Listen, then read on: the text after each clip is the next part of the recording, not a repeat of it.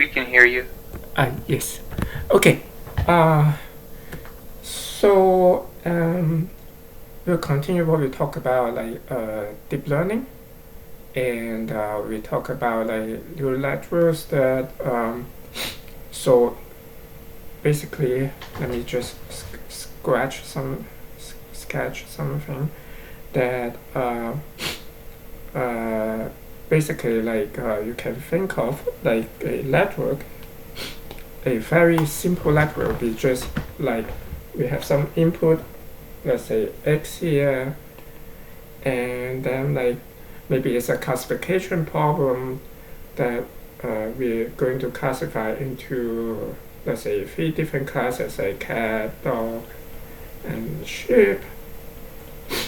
So then like if we want to build a fully connected network, maybe this one is just the pixels, like we vectorize the pixels, maybe like this is a 10 by 10 images, then we vectorize that would be just a vector of like a column vector of like with length 100, and then okay, I guess I shouldn't move too far away from the mic. Okay, and okay, I cannot write too much above, I guess. So too much near the top.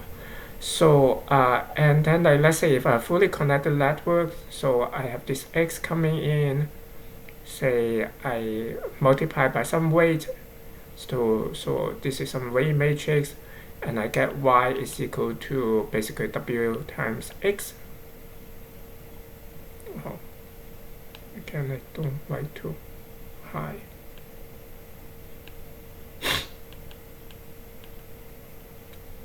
So then we can go for a kind of like nonlinear layer. So this can be like we mentioned a sigmoid last time. So is the sigmoid function will be something like this. But actually nowadays it's much more common to use so-called like valued. Like this is like a valued function. It stands for like rectify linear unit. So this is a very simple function that like if your input is positive, then will be just equal to the input. The output will be just equal to the input. When the input is negative, it will be just equal to 0. So maybe I have a valued activation function here. Then I output something like after valued, maybe I call this like instead of y, I call this intermediate value. You see here, and then after this value, I call this y here. And then I can have another linear unit. Then maybe this is the first weight, I call it W1 here. I have another linear layer multiplied by W2. Then maybe afterward, like I have this called, let me call this C instead of C, call it C1. This is Y1. Then my output may be like C2 is equal to W2 times Y2. So, and if I want to have like kind of like 3 classes here, my W2 better have a dimension, like the number of rows will be 3. So afterward, like I have 3 different values here. It's like scores. And I can go for a step of softmax here. So the softmax function, as we said last time, is just a normalization step to change any kind of like real numbers into probability. So more precisely, I define a softmax function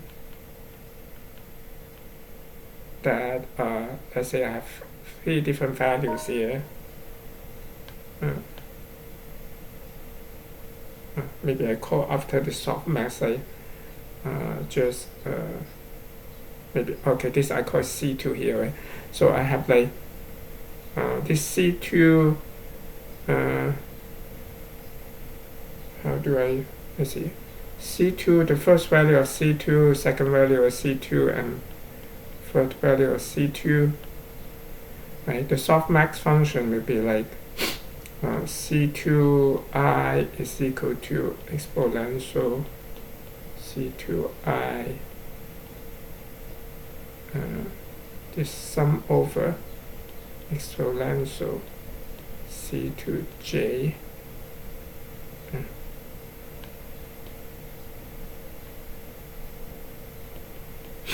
sum over j. Basically, this is just normalizing, right? Sum over the exponential of the first value, exponential of second value, exponential of third value.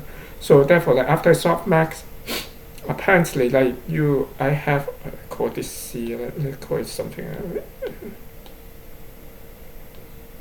This is after softmax. Let's just call this y now. So I have this yi is equal to this one here, and so you can see this as sum over yi is equal to 1, right?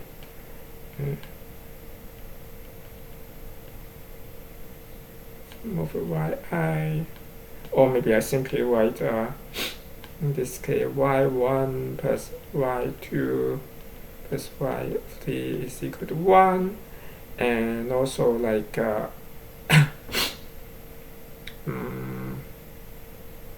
and also like if for each of the y is larger than or equal to 0. So and then like this y, as I said, will be like the probability where we can if for say like if I have like the value is like 0.5, 0.4, 0.1, then say like okay, I think like if my belief like 50% of the chance, I think this what I see is a cat, something like that. So the main goal here is that we want to build a model such that we have correct classification, right? So let's start with like we get a lot of this training data that with different input of x here, you will have the correct label, like whether it's a cat, a dog, and a sheep. Then we want to train the model. Basically, training means kind of like adjusting this weight such that like we will have the kind of like the estimated label will be as close as the true label as possible, and one thing I'm not sure. Okay, and then we can formulate this as an optimization function, and we said that like in classification problem like we are considering here, we of course we need to determine like for the output like this one, cat is 0.5, 0.4, and 0.1 here. And let's say if it turns out that okay, it's really a cat, okay, the ground truth is a cat. So in this case, of course, we are correct classification, right? Because we say that like from the model is saying that most likely it's a cat, so therefore it's a correct classification. But let's say if I have another model that give me result, let's say 0.7, 0.2, and 0.1. So okay, which model is doing better? The first one or the second one? So anyone is following me like what we're talking here? You can, if you are shy or your mic is not working, you can put it on the chat. So okay, are you guys all following me? Like basically, let's say I have like two different models. The first models I have my first set of WA, so I have this W1, W2, and note that like this is the only model parameter here, right? So I can vary this W1, W2 to have a different model here. So let's say I have the first model. Okay, by the way, like you guys, of course I'm recording this, but you guys it's better for you guys to try to understand what we're talking about here. because I plan to give a homework like along this line. Um, so I probably will post it like today or tomorrow or something like that. So so again, like back to this problem here. So let's say I have the first model. I have this set of ways here, okay, and then I have a second model. So I have other set of ways here. So and let's say just consider one training data, one training sample that like I have X coming in. It's actually really a cat, and then like my final outcome, my final Y here after softmax for the first one is like this, 0.5, 0.4, 0.1, and the second one is 0.7, 0.2, 0.1. So I'm saying like which one is doing better. Well, wouldn't it depend on what's the correct prediction? The correct prediction is a cat. So this is cat here. Cat is here. Okay, then I think the second one is better, obviously, right? Yes. Obviously, the second one is better, right? So, but then we need to have a when we try to train it. So therefore, like we cannot just like say we are going to minimize the accuracy because just minimizing the accuracy is not enough. So last time, I guess we went through it pretty quickly. It's like for the loss function, we'll use so-called this soft cross entropy loss.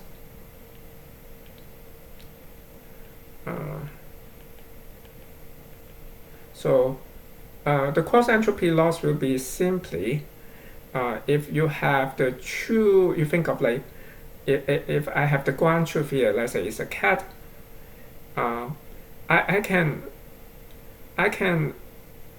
represent this ground truth with another distribution as well. So you can think of the estimated outcome y here is like a distribution, right? So I can say the correct distribution, the ground truth will be like this. So this is a cat, dog, sheep. So basically, it's a distribution that like for cat it will have like 1, and for dog and sheep will be just 0.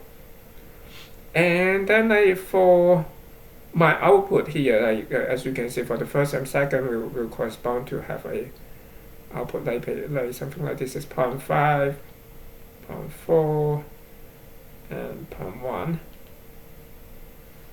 And this is sort of for the first model. So then if I want to quantify the performance of our model, we can simply compare these two distributions, right?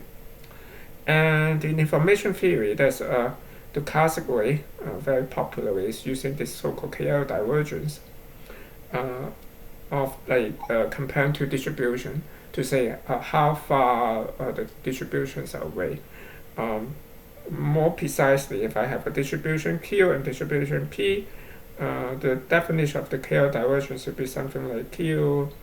I have, let's say, these different classes. I could, of course, I don't need that.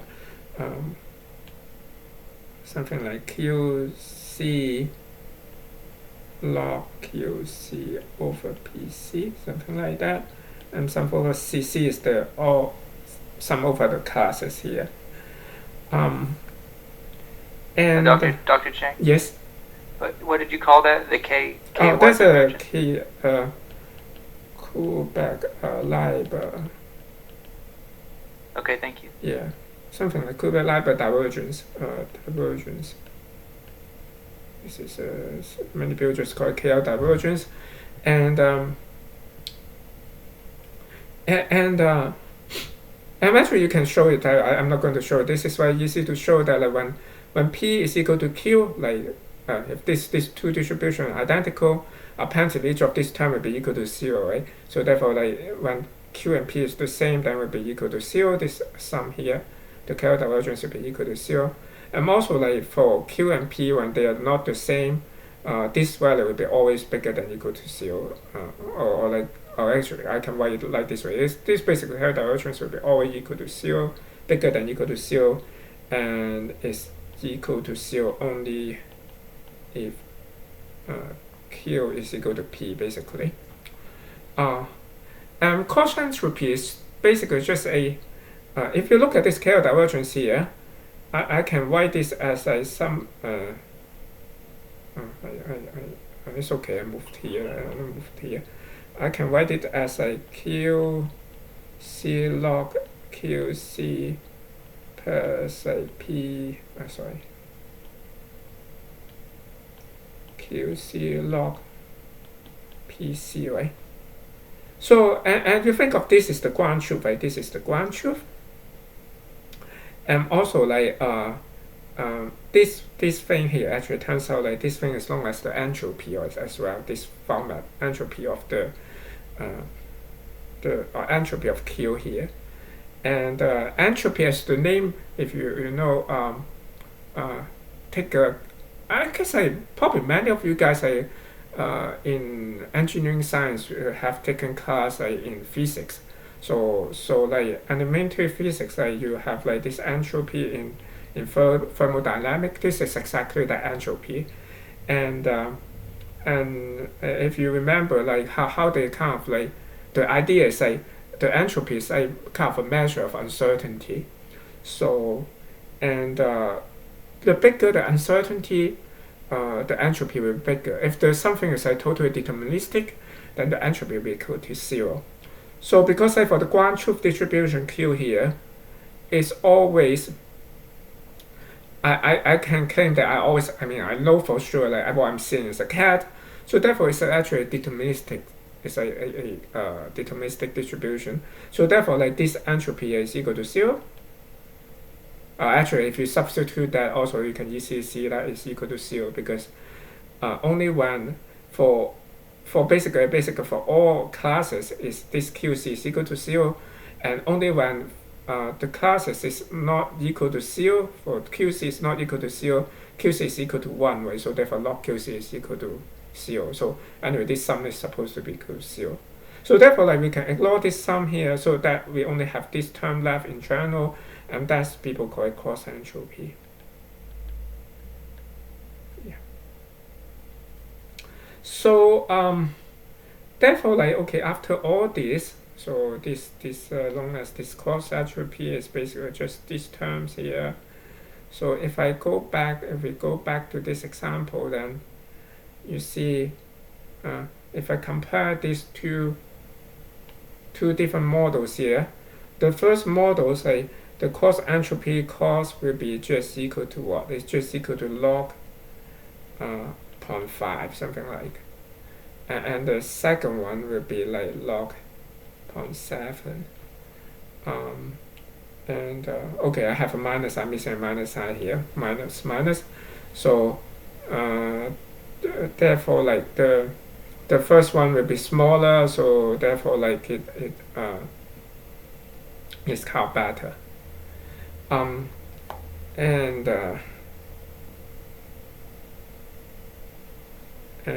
Yeah. So and then okay, like of course this is really just looking into one samples. So what's going on is like when training we have like many samples. I'm actually maybe I have like 10,000 training data here. And typically because like we want to it would be most efficient. It's like just plug in all 10,000 training data into there, and then like compute for your current model here. Compute what is the expected like or the empirical average of the cost entropy loss, and afterward then like we'll try to minimize this cost entropy loss with respect to this W1 and W2, and in practice like when we plug in like the entire training data set into the model, when your model is big, the computational capacity will maybe like too big to handle. Like in actually like often it's like really the space requirement, because if you plug in the entire training data here, so for each of the layer you need to have lots of memory usage to store this like intermediate result of this z and y and so on and so forth. And also, and as you can see, also you need to suppose to store the gradient information as well. So therefore, like typically you use up all your like GPU memories and so on. So therefore, like we will have this batch instead, like doing batches. Like for example, I have 10,000 training samples. Maybe I will put a batch, maybe 100 samples at a time, and then like each time I will compute the corresponding cost entropy loss, and based on that, we're trying to just for this batch, we're trying to minimize this W's here, and then I will grab another batch and continue to minimize and so on and so forth. And the last time is that okay, so we basically have this optimization problem. You can see that this cost entropy loss here, or like maybe I just write it as a loss of this it depends on apparently depends on my y, and y is my output here, and it depends on my ground truth here. Maybe I call this ground truth y. What do I call it? It's better. Maybe I call this. I'm sorry, like I'm using like different notation now. So maybe yeah. So maybe I just make sure you guys catch what I'm saying here. My y here is also like this p here because it's the same thing here. Right? This is p here. So maybe here I just call it p now. So it depends on p and depends on q, right? But p in terms will depends on like w and w2, right? So it's like actually w1, w2, and q, something like that. And we are trying to minimize that with respect to w1 and w2.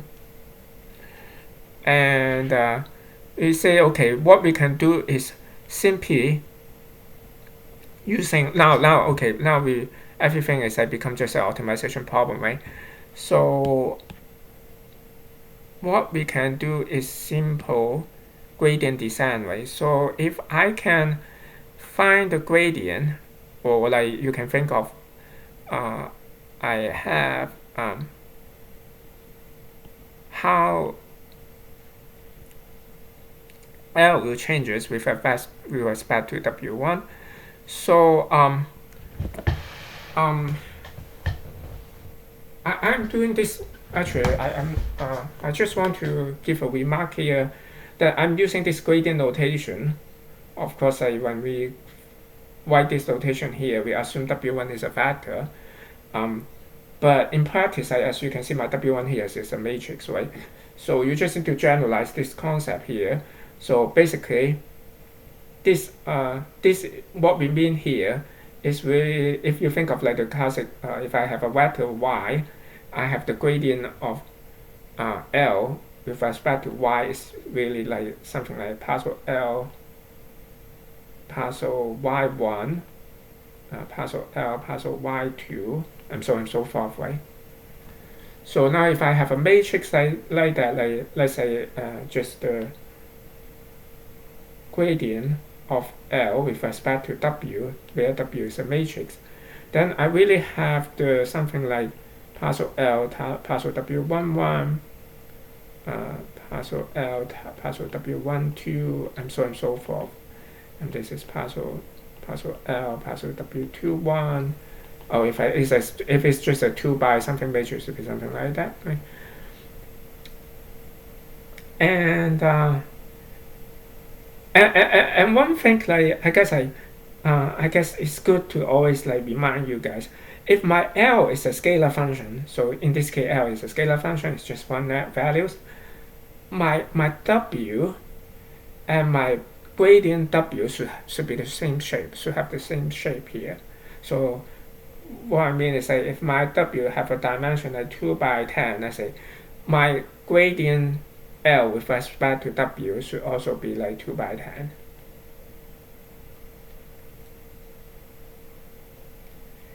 and and and this gradient mean is it has to be the same dimension, because you think of like in that W space here, the gradient L with respect to W is saying that like if you go along that direction of that gradient, you climb at a rate highest uphill way. So it's like the steepest, basically the steepest slope is y pointing. I mean, basically the gradient is pointing y at the steepest ascent there. So therefore, like if I want to like minimize this L, I should go downhill steepest descent. So then for example, if I just want to update W1, so W1 I can simply update as a W1 minus some so-called epsilon is some small value. Some people call it like this learning rate here. Multiplied by this gradient here, W1L. So is that clear? So like here, if I have a model only have two ways here, my updating will be simply like that.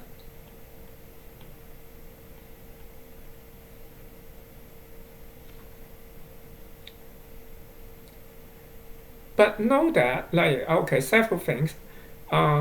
First, like this L, of course, it depends on what kind of training data you're putting in. Like each time we have a different batch, essentially L is a different function. So therefore, like this known as stochastic gradient descent, because each time you actually solving a slightly different problem. Supposing if your batch is big enough and your training data is have the same statistics.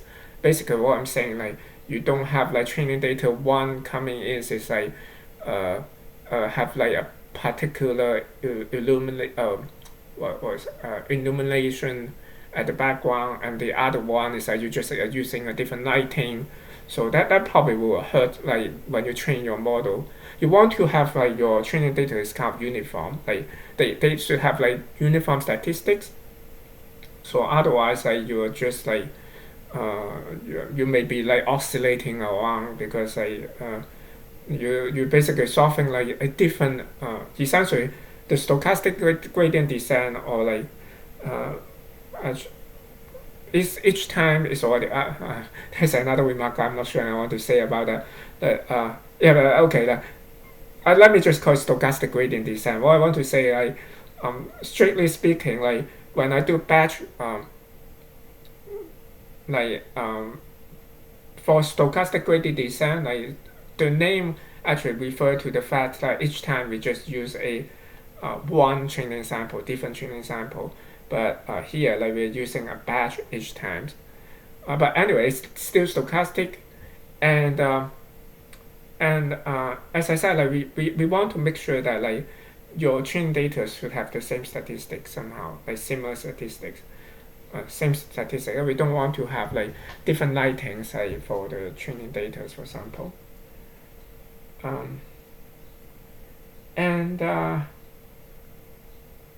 And also like for this learning, this is stochastic gradient descent is the simplest kind of optimization technique, optimization method. We can have like more advanced one.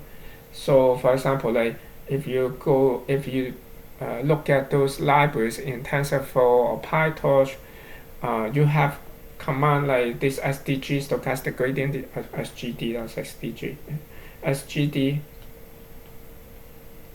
That stands for like stochastic, as I mentioned here, stochastic gradient descent.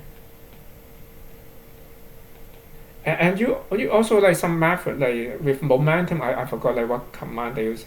So momentum is like using momentum is like the first simplest modification. Basically, the idea is like each time I don't want to use this gradient right away. Each time I want to like, because my gradient may change a lot each time. So I want to introduce some momentum. Basically, like I will remember my previous gradient, like what I use about the previous accumulated gradient, what I use. So instead, like I updating in that direction as the current gradient as I got, I will just like um, update my uh, I will just okay, maybe it's easier to write down the equation even than like explain like this. So what I mean is like I will have my accumulated like gradient, as I call it, like uh, I call it G, maybe G.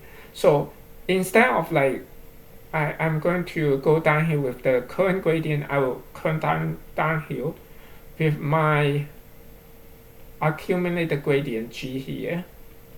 And my accumulated gradient is something just basically updated as the current one, the previous pieces, like let's say plus like sum of the current pieces that I observe. So is that clear? So I can change this weights here to adjust like how much momentum I can input impose into the model. So for example, if I make this bigger, then I will have like a bigger momentum. Actually, I don't like the word momentum at all. I think a much better word is inertia. So if I have if I have a bigger uh, values here, bigger weights here, then I have bigger inertia. I will just keep doing like what we did before, instead of like taking advantage of what we just observed right now. And this is a stochastic design with stochastic gradient design with momentum, and there's some other like approaches. I won't exactly go into detail. There's something that's quite popular called RMS pop like for a while, but I guess the most popular one is the atom. And as if you're interested in this kind of stuff, like you can take my class on neural lecture like next year. So let's see what else I would like to say. So then like okay, let's say we fix this kind of like model we are going to use. So then like the only problem left, actually I didn't expect I spent so much time just for this. Okay, it's really trying to find this gradient, right? So trying to find this thing here. And of course, you can, as you can see, like I can find this gradient just writing down all this, right? But the problem is that if you have the model is like very deep, then this won't be very efficient, and it won't be feasible to write down all this kind of derivative, right? So so therefore, like we have this. Maybe I will just key out here so to have some space here.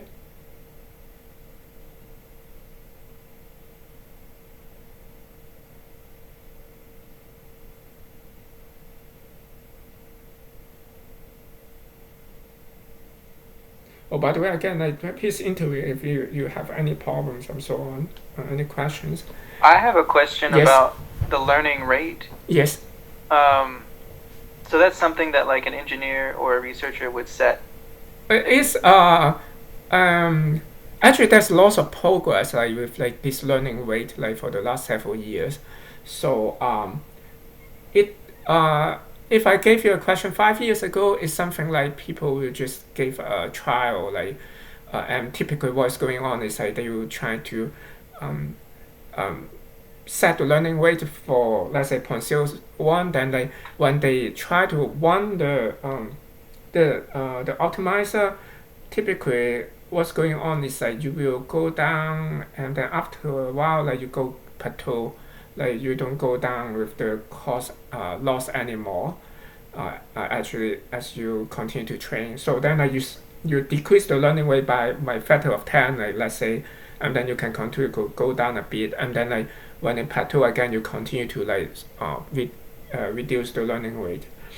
And then like people discover that like you just do that, like you may end up get into like local minimum. So one thing they want to do is like they want to make sure that like, they don't go to local minimum. So like every once a while they just like increase the learning rate again. So they will have like a learning rate like kind of sinusoidal, they go up and down. So then like they can they say they claim this they can train it better. Like it's more likely to go to a I won't say it's a global optimum because like they don't want to go to a shallow minimum. I want to say.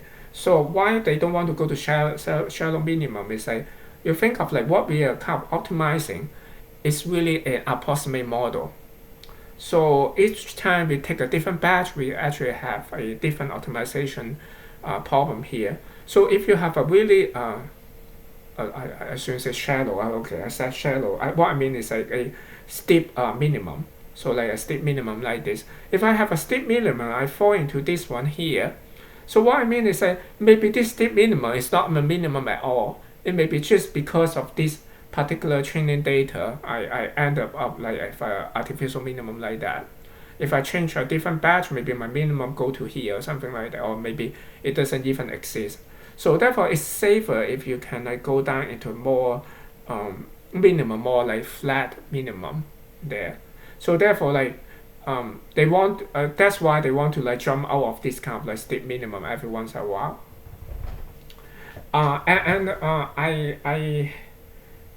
I think like the more recent one, the probably like I'm following like for last couple years, maybe that's newer work. Uh, the current this kind of like scheduling for the learning rate, they have this like fit one cycle like model. They simply try to like get the learning rate to goes up and then goes down again. Uh, so and that's this. Oh, I don't. I guess you need to get into detail or like this is a fit one cycle. And if you use this fast AI library, it's already implemented. So therefore, I didn't take much into the detail there. And and they claim that this one is probably the best kind of like scheduling for the moment, the learning rate. So um, and also like when the learning rate actually can up what they do right now is they kind of uh, uh, also try to um, try different learning ways very quickly in the model, so to decide like what range of learning way is good for at first, and then like we try to search it within that range there. um, so okay, I don't know whether I answer all your, but what I'm saying like that's basically a lot of like interesting study in that area. So I think like it's still like at a hot research area. But in terms of practitioner, if you are using libraries, for example, like Fast AI, basically Fast AI is actually a library on top of PyTorch. Um, I guess the current recommendation is just use this frequent cycle, that's scheduling for the learning rate. And Thank you. okay, there's also one command I forgot. Like I forgot the exact command there. There's a command that will try to estimate the good learning rate range there. But you can look into the documentation. They have this is basically that it's right away in the documentation. Yeah. So Thank you. yes, and so now okay now get to finding this gradient here. So we have this algorithm called back propagation. It's actually a pretty old algorithm. It was reinvented many times. Maybe can date back even like centuries ago because it's really just doing. If you think of that, it's really what it's doing is simply chain rule in calculus. So what if you look at this model here, for example, uh, I can find the gradient for each of these guys. for example, like I basically have the model. I have this loss function. It's a function of, as I said, like P and Q. Maybe I will just ignore this Q here, where Q is my ground truth here, P. And again, P is just Y here, Y is equal to W2. So therefore, this is a function of Y is actually softmax of W2, Y2, right?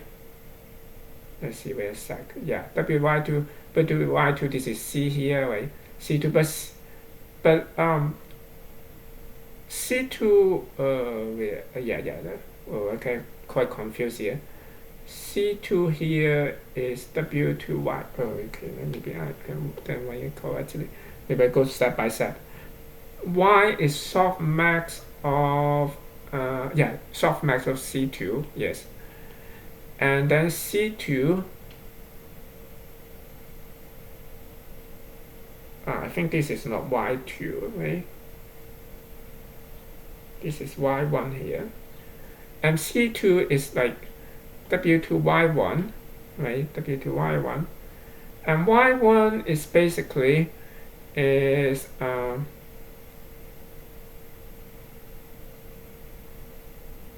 Y1 is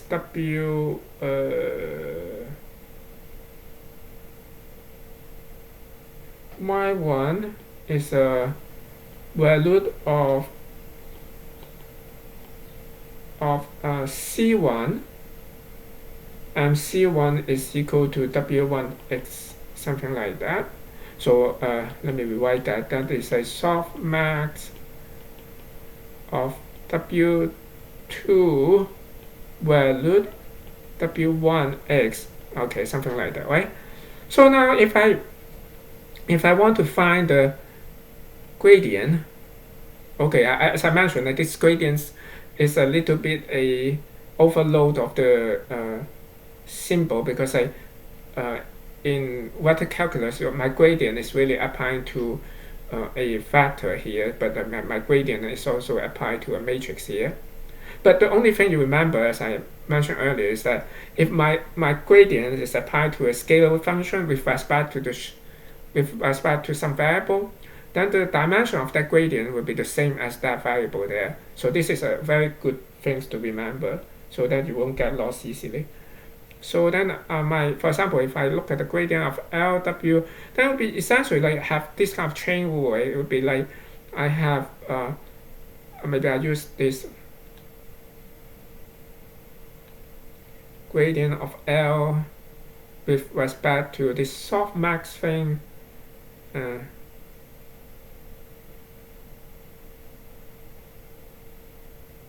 Yeah, this is Y here, right?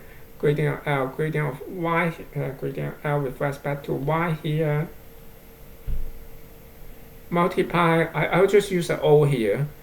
Multiply by the gradient of Y with respect to what's before softmax. That is basically C2, I guess. And then I have like gradient of C2 with respect to Y1, and then like gradient of Y1 with respect to, I guess Y1 is already, Y1 is, there's a value here, that's C1, and then gradient of C1 with respect to W1. Okay, it's a little bit complicated, but it's not complicated at all. It looks complicated, but you look at each of these is this kind of gradient, right? And then like we are just, if you want to compute the gradient of this guy here, we can just have this gradient information at the very end. So this one I can compute at the very end, and then I pass it back. Then if you look at like what's the gradient of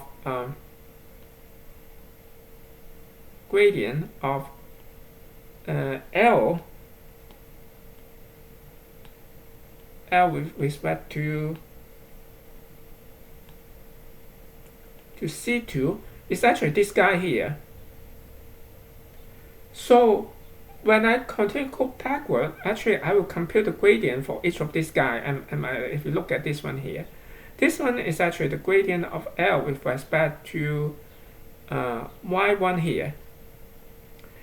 So when I move one step backward, I continue to compute the gradient information of L with respect to all the variables. But I say this is multiplied because this is actually a bit more kind of like have quite a bit more nuance there that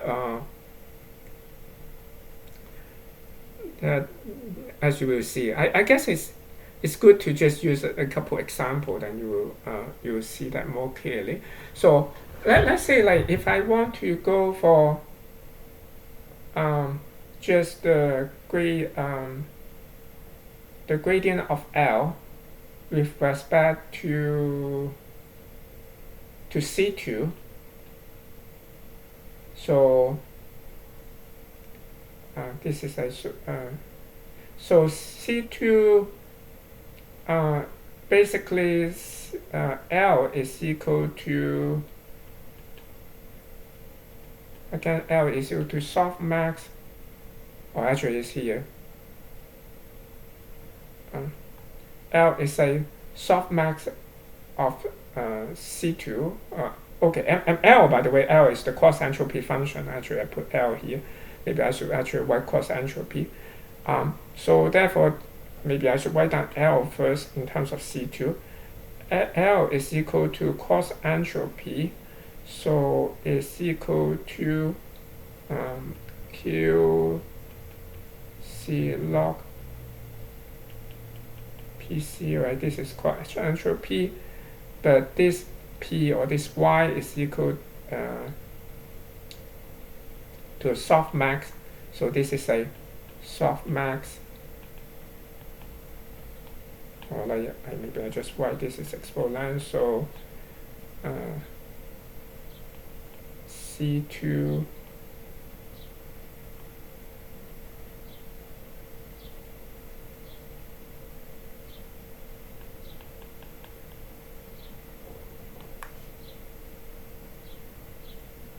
let's see.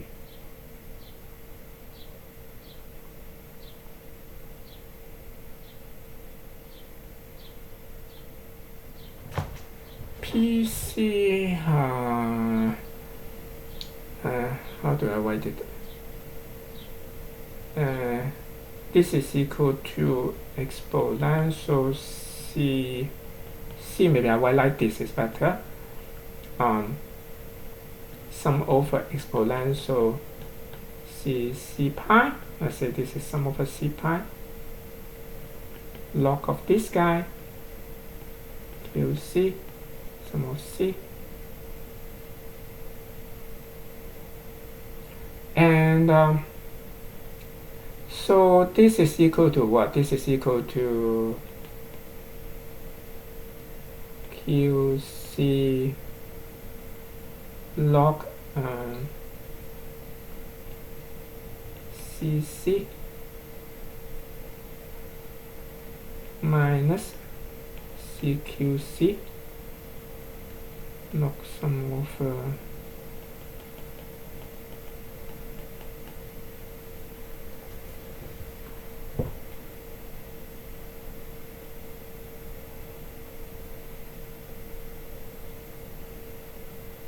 oh wait a second. I don't even know what I'm doing. I'm sorry. Let's see. I don't want to continue to solve this thing, but it's okay. So what I want is I want to find the gradient, right? So I find the gradient L with respect to this C here. Yeah, with respect to this C here. So more precisely, maybe I should just look at term by terms. So if I, or maybe I should just write this again. So L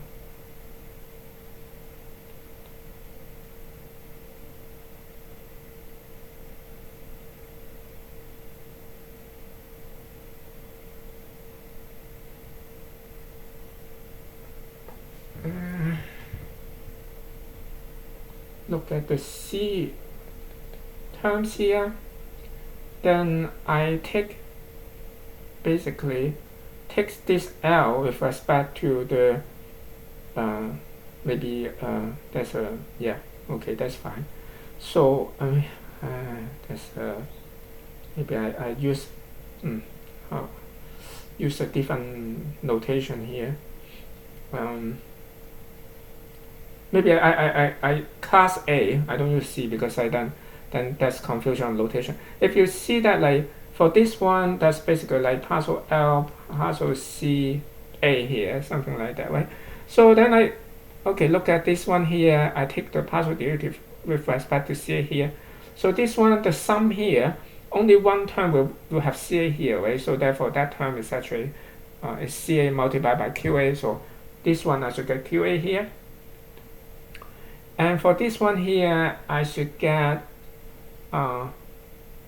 this CA. Each of these things here have a CA here. So therefore I have sum over CQC 1 over this thing here, right? And then, oops, what did I do? Oh, okay. I think make a second page here. Okay. Just scared me. I thought it just went away. So, then let's see. Yeah, I have this, and then I take derivative of this guy here inside that with respect to CA, right? So I have this CA here, right?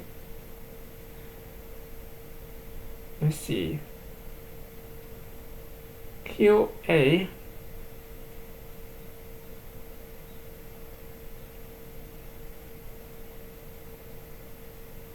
and okay. If I look at this one here, so this guy,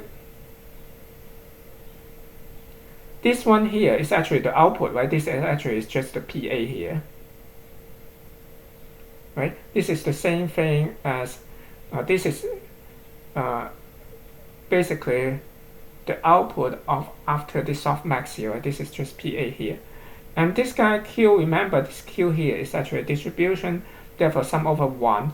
So what we get is like, it's just QA minus PA. I actually don't get what's happening right now because yes, I don't know why you are substituting C equals A in only one part of the equation, but you're leaving the other part without substituting this value. Is that this line here? Yeah. I'm here like okay, yeah, I'm actually I probably like I this one is making not too nice here. This is called separate. I'm sorry for that. So this is I define L here. Now for this part, I'm computing the partial derivative of L with respect to CA here. For the above equation here. So therefore, if you look at that here, the first term, like so, therefore only QA, right? And then you have question for the second term, is that or like? Yeah. Okay, for the second term here, I have this sum here, sum over C pi. So each of these guy have we should have a CA there, right? And this, so just for this term here, I take a derivative will be 1 over this guy, right? So I have this one here, 1 over this. And then I take derivative of that inside, right? This sum here have one term that is like this exponential CA, right? For all the rest, it won't depend on CA. Yes, because I have like, for example, I have C1, right? This sum is like, let's say if I have 3 terms here, C2 plus C3 here. So let's say my A is equal to 2. So I basically I'm taking partial derivative of this guy with respect to this exponential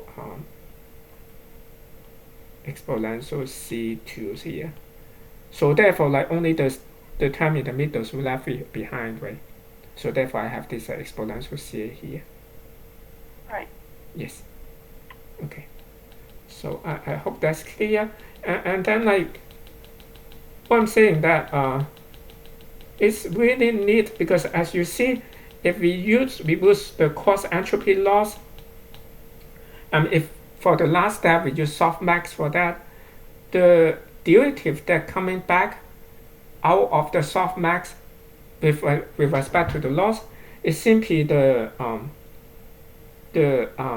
ground truth minus your estimated probability. So it makes total sense, right? So it's like if this if you are kind of like these two are close together, then like you are done. So if they are like far away, so this is actually the gradient there. So that is simple. That in the sense of, okay, I know the gradient coming back from this softmax here is actually just equal to q minus p. Then I go one step backward. So now maybe I can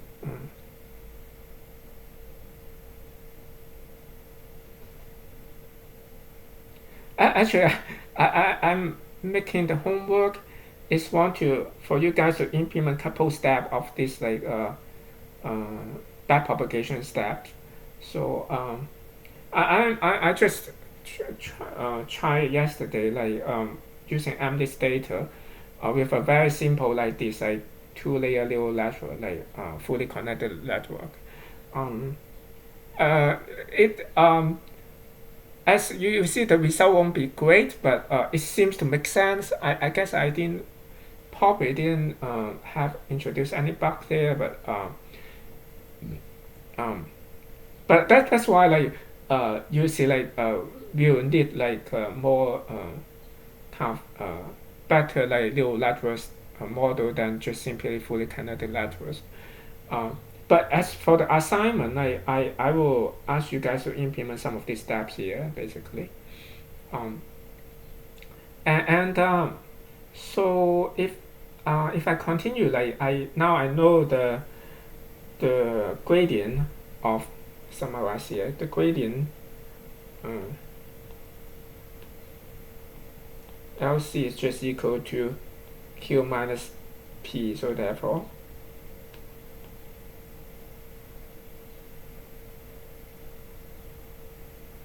where's the okay here? Just equal to that. Now I guess I only have times for like one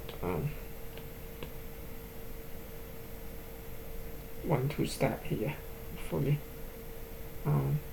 So then next one I will have going one more step backward is this actually C2 here in my model. This is actually C2 here. Maybe for example, let me try to find what's the gradient of L with respect to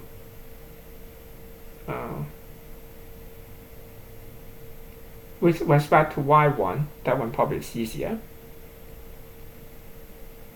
So think of like what we have here. We have some operation that like is multiplied together. I have y1 and w2 multiplied together and got a c2, and this c2 eventually have some operation will give me the final loss. And then I say that like, oh, the loss coming back here, the gradient, maybe I just write LC2. Use a notation like that if you don't mind. So to kind of like a shorthand for this gradient here, LC2 is actually equal to something like Q minus P. And again, I remember that like because L is a scalar function, like these two have the same shape here. So this C2 is a vector, this one is also a vector. So now if I ask you like what's the dimension of this guy again? What's the shape of this thing here? What's the shape of like the gradient of Ly1? Maybe I also want write like this Ly1 like that.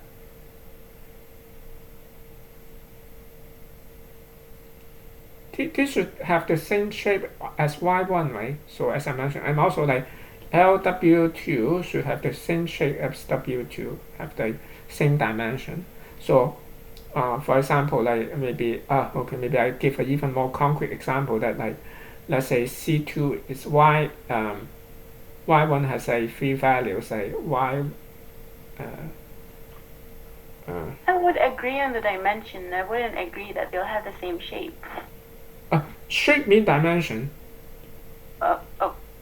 Oh wait. What? Okay. Shape. I shouldn't say shape mean dimension. Yeah. Okay. If you Yeah. mean it Okay. that way, Let me then say yeah. put it this way. Like okay, let me give concrete one. So let's say W. Okay, maybe for this example here, let me just skip all this like 1 here because it make things like ugly, right? So let's say my W is have something like a 2 by 3. So 2 by 3, right? So I have a 2 by 3 W11, W12, W13, and W21, W22, W23 here, and Y. So Y is supposing therefore like should be 3D, right? Like Y1, Y2, Y3, right? C is equal to C1, C2, right? So then what I'm saying that like your gradient coming back should also be like C2. Let me move this 2 here. So this LC here should also be 2D, like have like 2 values here. And your LW should also have the same shape like this guy here. And your LY is also the same shape as this guy here.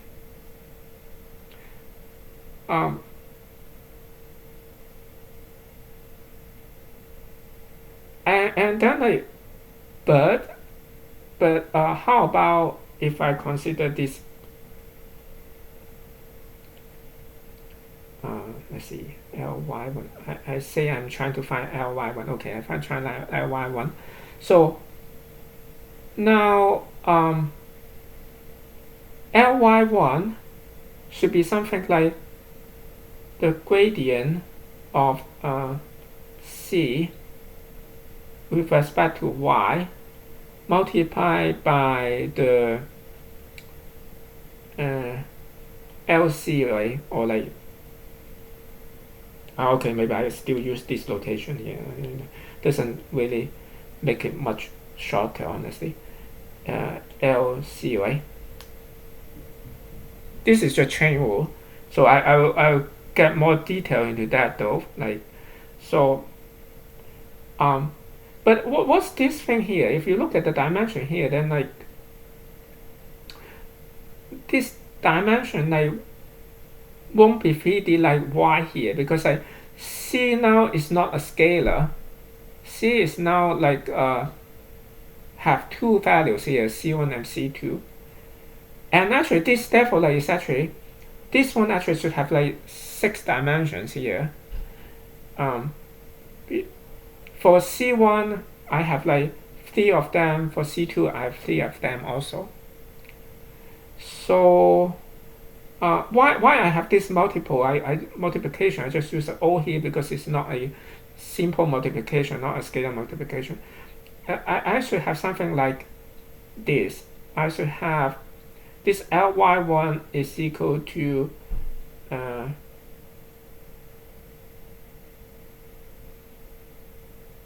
let's see how should I.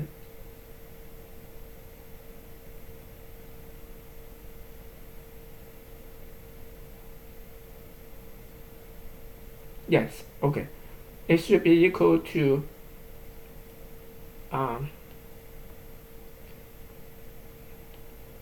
gradient C1 y multiplied by partial L partial C1 plus gradient C2 y partial L partial C2.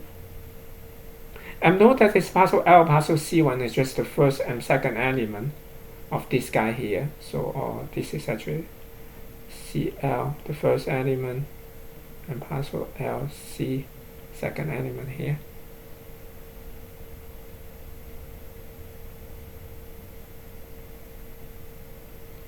And so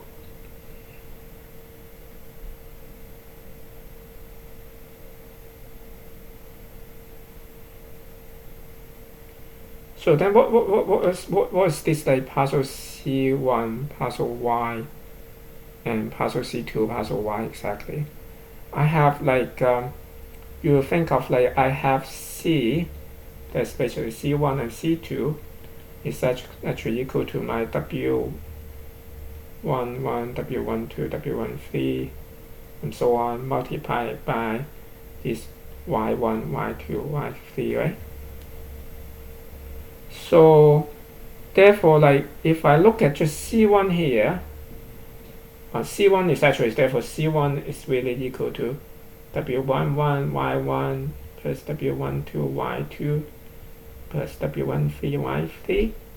So I take C1 with respect to, let's say, a particular yi here, will be just equal to W1i, right?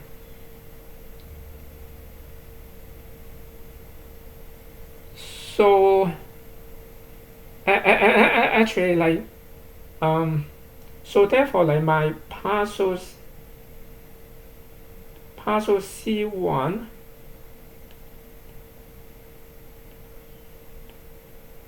y is actually just equal to the first row, right? As you can see, it's just equal to W11, W12, and W13 here.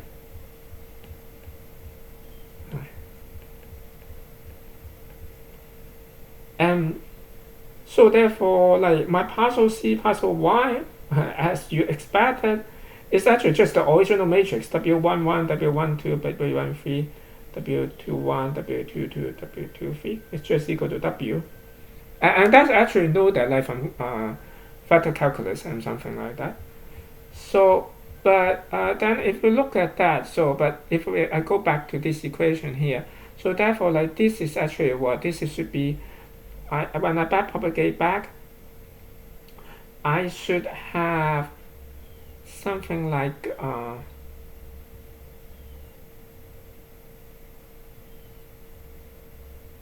my y here should be W. Do you mind if I write shorthand like this? W1, W2. So I write the W matrix into like just two vectors here.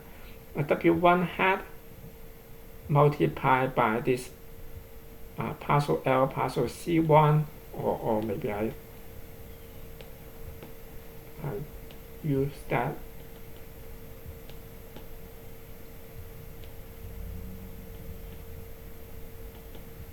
Plus W2.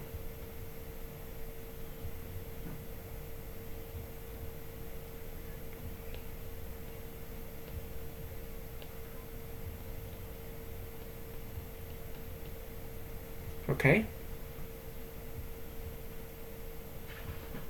So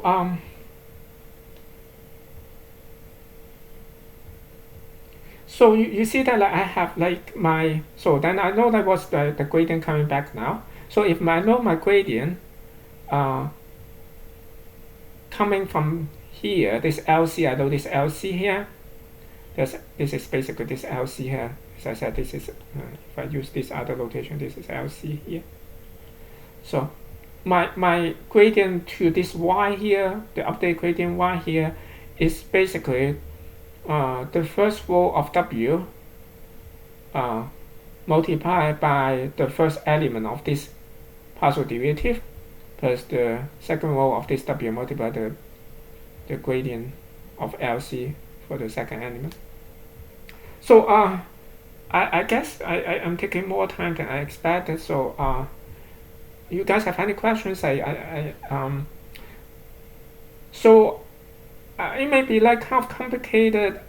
It looks complicated, and this kind of stuff I think is like it's all quite elementary calculus, and you can kind of go through that yourself. Actually, it will give you more better understanding when you do.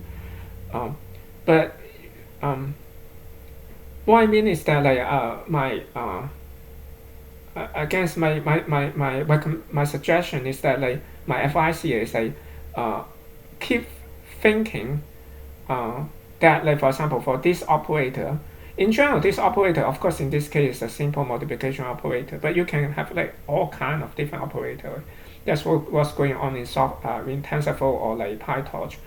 And for whatever operator, like for whatever dimension of like inputs and different dimension of inputs and different dimension of outputs, always remember that like if you think of for each element of the output, the derivative of a particular element of the output with respect to the input should have the same dimension as the input.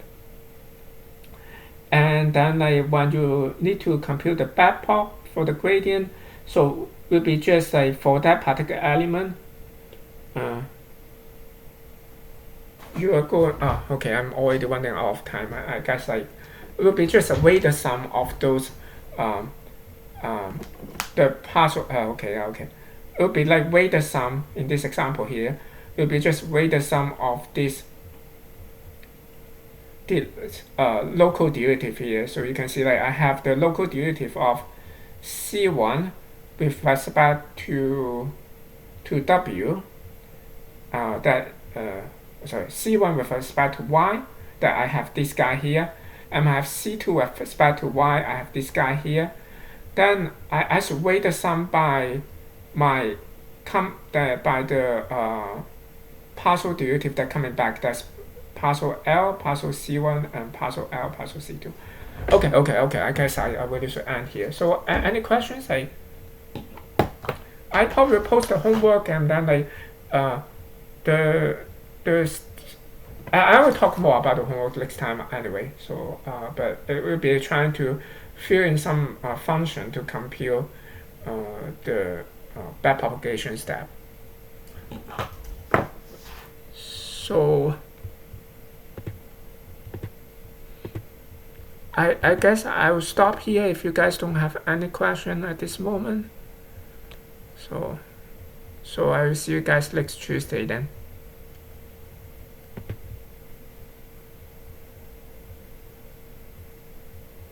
I'm ending the meeting now.